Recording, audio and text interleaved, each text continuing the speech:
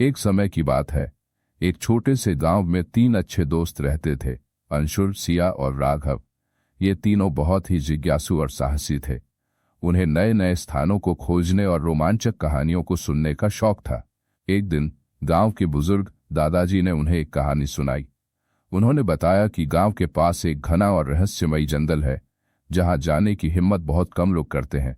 कहते हैं कि उस जंगल में एक पुराना और छिपा हुआ खजाना है, लेकिन उसे ढूंढने वाला कभी वापस नहीं आता।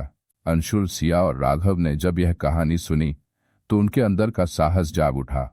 उन्होंने फैसला किया कि वे उस खजाने की खोज करने जंगल जाएंगे। वे तीनों अगले दिन सूरज उगने से पहले ही जंगल की ओर चल पड़े। जंगल में प्रवेश करते ही उन्हें अजीब सी खामोशी का एहसास हुआ। हर तरफ घना अंधेरा और ऊंचे ऊंचे पेड़ थे, जिनके पत्तों की सरसराहट में एक रहस्य छिपा हुआ था। धीरे धीरे चलते हुए वे जंगल के अंदर गहराई में पहुंचने लगे। रास्ते में उन्हें कई अजीब अजीब आवाजें सुनाई दी, कभी किसी जानवर की दहाड़ तो कभी पेड़ों की शाखाओं के टूटने की आवाज। कुछ ही देर बाद वे एक बहुत पुराने और टूटे फूटे मंदिर के पास पहुंचे। मंदिर के अंदर जाने पर उन्हें दीवारों पर अजीब चित्र और लेख दिखाई दिए। अचानक मंदिर का फर्श हिलने लगा और वहां एक गुप्त द्वार खुल गया।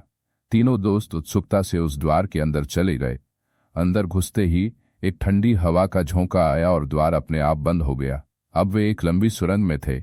सुरंग में चलते चलते उन्हें लगा कि कोई उनकी निगरानी कर रहा है।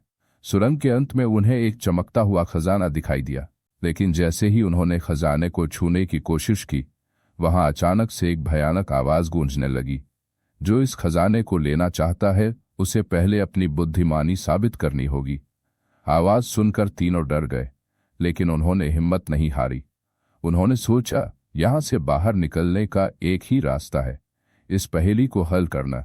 सामने एक पत्थर पर लिखा था, तुम्हारी दोस्ती ही तुम्हें सही रास्ता दिखाएगी। उन्होंने एक दूसरे का हाथ पकड़ा और आपस में चर्चा की। जल्द ही उन्हें समझ में आया कि उनकी दोस्ती की शक्ति ही उन्हें इस जाल से बाहर निकाल सकती है।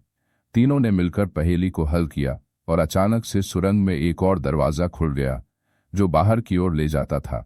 जैसे ही वे बाहर आए, उन्हें एहसास हुआ कि वे उस रहस्यमयी जंगल से सुरक्षित बाहर आ चुके थे। उन्होंने खजाने को नहीं लिया, लेकिन वे अपनी दोस्ती की असली ताकत को समझ गए थे।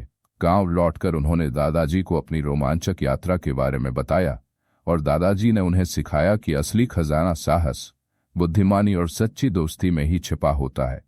उस दिन से तीनों दोस्तों ने कभी भी किसी खजाने की तलाश में जाने की कोशिश नहीं की, क्योंकि उन्हें पता था कि असली खजाना उनकी दोस्ती ही है।